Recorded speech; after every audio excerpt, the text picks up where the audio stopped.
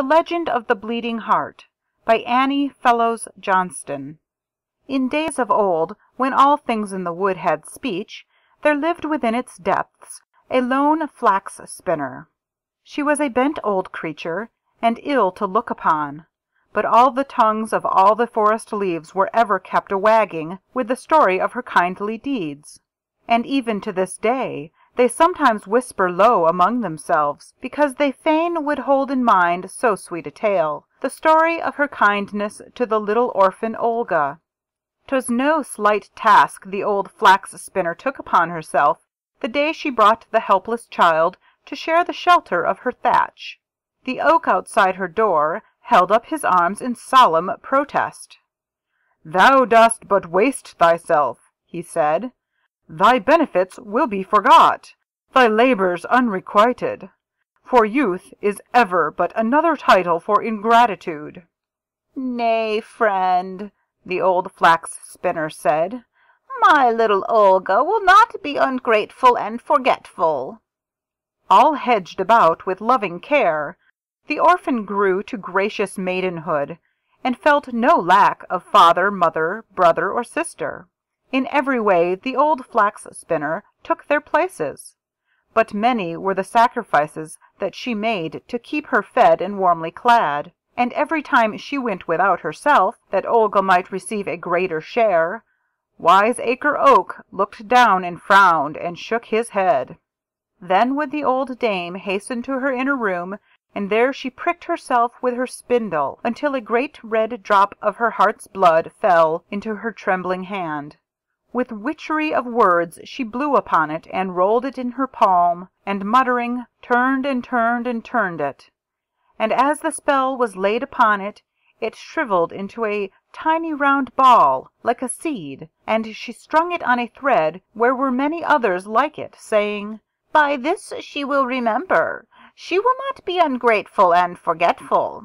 So years went by, and Olga grew in goodness and in beauty, and helped the old flax spinner in her tasks as blithely and as willingly as if she were indeed her daughter.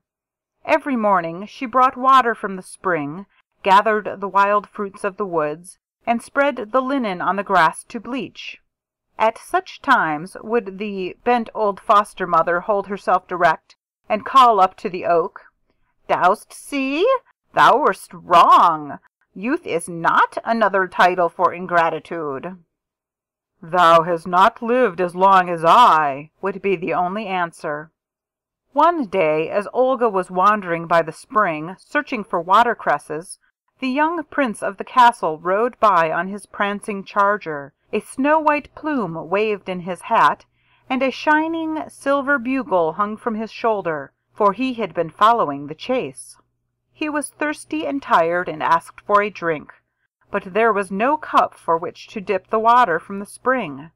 But Olga caught the drops as they bubbled out from the spring, holding them in the hollow of her beautiful white hands, and reaching up to where he sat, offered him the sparkling water. So gracefully was it done that the prince was charmed by her modest manner as well as her lovely face, and baring his head when he had slaked his thirst, he touched the white hands with his lips. Before he rode away he asked her name and where she lived. The next day a courier in scarlet and gold stopped at the door of the cottage and invited Olga to the castle. Princesses and royal ladies from all over the realm were to be entertained there 7 days and 7 nights. Every night a grand ball was to be given, and Olga was summoned to each of the balls. It was because of her pleasing manner and her great beauty that she had been bidden. The old flax spinner courtesied low to the courier, and promised that Olga should be at the castle without fail. "But, good dame," cried Olga, when the courier had gone, "prithee tell me why thou didst make such a promise, knowing full well this gown of tow is all I own. Wouldst me have stand before the prince in beggar's garb? Better to bide at home for aye than be put to shame before such guests." "Have done, my child," the old dame said. "Thou shalt wear a court robe of the finest. Years have I toiled to have it ready, but that is naught. I love thee as my own." Then, Once more the old flax spinner went into her inner room and pricked herself with her spindle till another great red drop of her heart's blood fell into her trembling hand. With witchery of words she blew upon it, and rolled it in her palm, and muttering turned and turned and turned it. And as the spell was laid upon it, it shriveled into a tiny round ball like a seed, and she strung it onto a thread where were many others like it. 70 times 7 was the number of beads on this strange rosary. When the night of the first ball rolled around, Olga combed her long golden hair and twined it with a wreath of snowy water lilies, and then she stood before the old dame in her dress of tow. To her wonderment and grief she saw there was no silken robe in waiting, only a string of beads to clasp around her white throat. Each bead in the necklace was like a little shriveled seed, and Olga's eyes filled with tears of disappointment. "Obey me, and all will be well," said the old woman. "When thou reachest the castle gate, clasp one bead in thy fingers and say, 'For love's sweet sake, in my hour of need, blossom and deck me, little seed.' Straightway right royally shalt thou be clad, but remember carefully the charm. Only to the magic words, 'For love's sweet sake,' will the necklace give up its treasures. If thou shouldst forget, then thou must be doomed always to wear thy gown of tow." So Olga sped on her moonlighted way through the forest until she came to the castle gate. There she paused, and grasping a bead of the strange necklace between her fingers, repeated the old dame's charm. "For love's sweet sake, in my hour of need, blossom and deck me, little seed." Immediately the bead burst with a little puff, as if a seed pod had snapped asunder. A faint perfume surrounded her, rare and subtle as if it had been blown across from some flower of Eden. Olga looked down and found herself enveloped in a robe of such delicate texture that it seemed soft as a rose leaf, and as airy as pink clouds that sometimes float across the sunset. The water lilies in her hair had become a coronal of opals. When she entered the great ballroom, the prince of the castle started up from his throne in amazement. Never before had he seen such a vision of loveliness. "Surely," said he, "some rose of paradise hath found a soul and drifted earthward to blossom here." And all that night he had eyes for none but her. The next night Olga started again to the castle in her dress of tow, and at the gate she grasped the second bead in her fingers, repeating the charm. This time the pale yellow of the daffodils seemed to have woven itself into a cloth of gold for her adorning. It was like a shimmer of moonbeams, and her hair held the diamond flashings of 100 tiny stars. That night the prince paid her so many compliments and singled her out so often to bestow his favors that Olga's head was turned. She tossed it proudly, and quite scorned the thought of the humble cottage which had given her shelter so long. The next day, when she had returned to her gown of tow, and was no longer a haughty court lady, but only Olga, the flax spinner's maiden, she repined at her lot. Frowning, she carried the water from the spring. Frowning, she gathered the cresses and plucked the woodland fruit. And when she sat all day by the spring, refusing to spread the linen on the grass to bleach, she was discontented with the old life of toil, and pouted crossly because duties called her when she wanted to do nothing but sit idly dreaming of the gay court scenes in which she had taken a bright brief part. The old flax spinner's fingers trembled as she spun, when she saw the frowns, for she had given of her heart's blood to buy happiness for this maiden she loved, and well she knew there can be no happiness where frowns abide. She felt that her years of sacrifice had been in vain, but when the oak wagged his head, she called back waveringly, "My little Olga will not be ungrateful and forgetful." That night outside the castle gate, Olga paused. She had forgotten the charm. The day's discontent had darkened her memory as storm clouds darken the sky. But she grasped her necklace imperiously. "Deck me at once," she cried in a haughty tone. Clothe me more beautifully than mortal maid was ever clad before, so that I may find favor in the prince's sight and become the bride of the castle. I would that I were done for ever with the spindle and the distaff." But the moon went under a cloud, and the wind began to moan around the turrets. The black night hawks in the forest flapped their wings warningly, and the black bats flitted low around her head. "Obey me at once!" she cried angrily, stamping her foot and jerking at the necklace. But the string broke, and the beads went rolling away in the darkness in every direction and were lost, all but one, which she held clasped in her hand. Then Olga wept at the castle gate, wept outside in the night and the darkness, in her peasant's garb of tow. But after a while, through her sobbing, stole the answering sob of the night wind.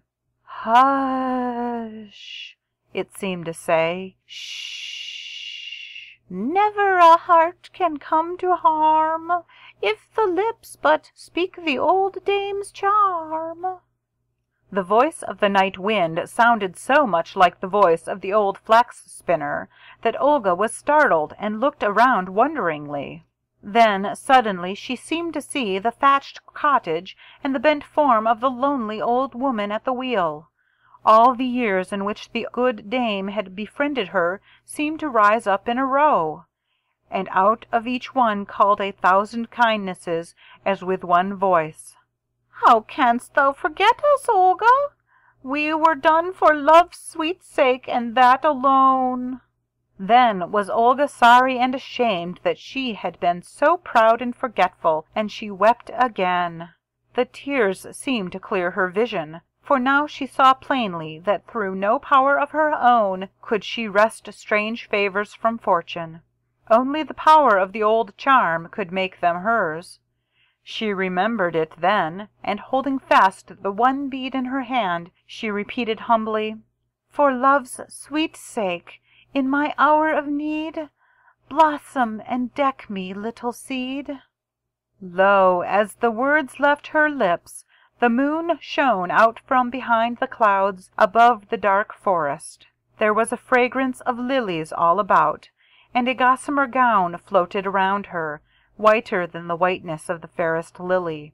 It was fine like the finest lace the frost elves weave, and softer than the softest ermine of the snow. On her long golden hair gleamed a coronet of pearls.